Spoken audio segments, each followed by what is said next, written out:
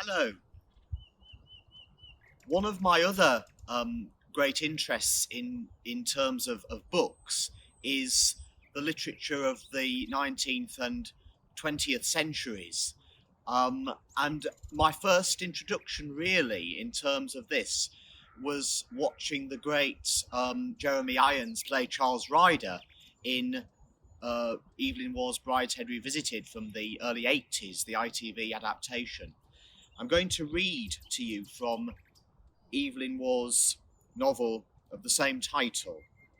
And this is the section where Charles first meets the indomitable Anthony Blanche. It was 4 o'clock before we broke up. Anthony Blanche was the first to go. He took formal and complimentary leave of each of us in turn. To Sebastian, he said, "My dear, I should like to stick you full of barbed arrows like a pin cushion. And to me, I think it's perfectly brilliant of Sebastian to have found you. Where do you lurk? I shall come down to your burrow and chivvy you out like an old stoat." After him, the others soon left. I rose to go with them, but Sebastian said, "Have some more Cointreau." So I stayed. And later he said, "I must go to the botanical gardens." "Why?" "To see the ivy." It seemed a good enough reason, and I went with him. He took my arm as we walked under the walls of Merton. "I've never been to the botanical gardens," I said. "Oh, Charles, what a lot you have to learn.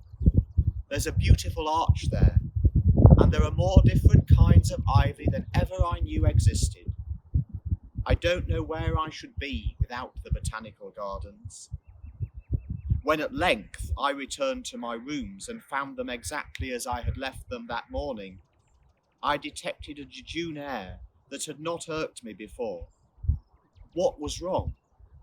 Nothing except the golden daffodils seemed to be real. Was it the screen?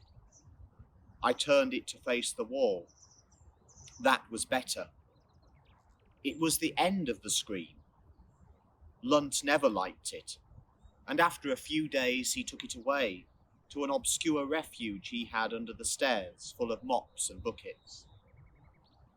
That day was the beginning of my friendship with Sebastian, and thus it came about that morning in June that I was lying beside him in the shade of the high elms, watching the smoke from his lips drift up into the branches.